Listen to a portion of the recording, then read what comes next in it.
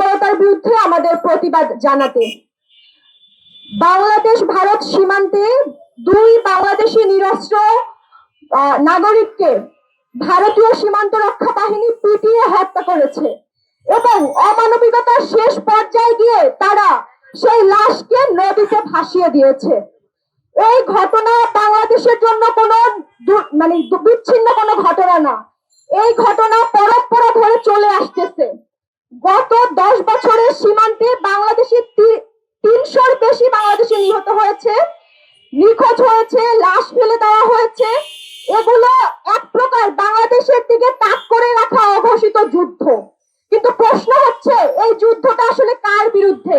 বাংলাদেশের দুই দেশের নিরস্ত্র মানুষের বিরুদ্ধে, নাকি বাংলাদেশের দিকে ভারতীয় রাষ্ট্র ব্যবস্থার ক্ষমতার প্রয়োগ দেখানো হচ্ছে?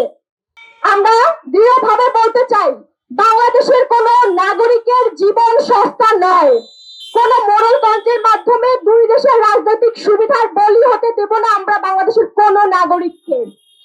আমাদের যে ঘটনার প্রতিবাদে আজকে আমরা দাঁড়িয়েছি, এই ঘটনার দায় বিএসএফ কে স্বীকার করতে হবে এবং বাংলাদেশের অন্তর্বর্তীকালীন সরকারকে এই ঘটনার জন্য মুখ বন্ধ করে থাকার যে নীতি তাদের দেখছি, আমরা কোনোভাবেই তাদের এই অবস্থানকে মেনে নিব না।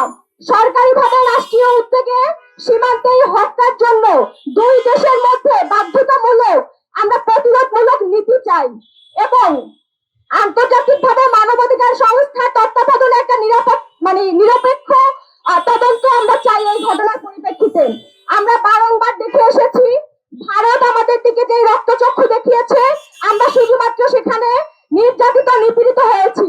বাংলাদেশের দিক থেকে প্রতিরক্ষার জন্য জোরদার কোনো ব্যবস্থা গ্রহণ করতে দেখিনি। Bashundhara public school and college 2026 শিক্ষাবর্ষে ভর্তি চলছে। ফালানি থেকে শুরু করে বাংলাদেশের গতকালকে সেই ইব্রাহিম এবং মমিন মিয়া থেকে শুরু করে প্রতিনিয়ত এই ধরনের ঘটনাগুলো অহরহ ঘটে যাচ্ছে। আমরা বলতে চাই, 2024 সালের জুলাই গণঅভ্যুত্থানের মাধ্যমে 71-এর রক্তে কিনা স্বাধীনতাকে আমরা দ্বিতীয়বার রক্ত দিয়ে কিনে এই দেশকে স্বাধীন করেছি। বাংলাদেশের ইন্টারিম যে ধরনের মুখ বুঝে পররাষ্ট্রনীতি পালন করছে, এই ধরনের নীতি আমরা তাদের কাছ থেকে আশা করি না। আমরা চাই ভারত আমাদের বন্ধু রাষ্ট্র, আমাদের বন্ধু হয়ে থাকুক, কিন্তু দাদাগিরি ফলিয়ে সীমান্তে আমাদের দেশের নাগরিককে হত্যা করবে এবং সেটার জবাবে বাংলাদেশের সরকার চুপ হয়ে তাদের দাদাগিরিকে মেনে নেবে। সরকারের এই ধরনের অবস্থানকে আমরা কোনোভাবেই সমর্থন করব না এবং যেই রাজনৈতিক দল এই দাসত্বকে মেনে নিয়ে বাংলাদেশের রাজনীতি করবে, বাংলাদেশের জনগণ তাদেরকে লাল কার্ড দেখাবে।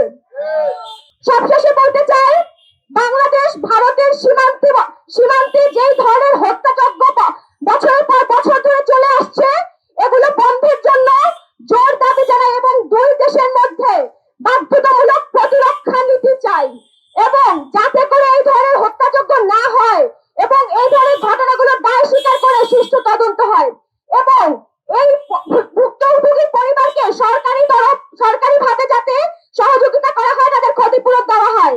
এবং সর্বশেষ বলতে চাই, এই ধরনের অমানবিকতা এবং নিপীড়নের নীতি থেকে বেরিয়ে এসে ভারত আমাদের এক প্রতিবেশী হিসেবে ভূমিকা পালন করুক। আমরা চাই না ভারত আমাদের উপর দাদাগিরি দেখাক।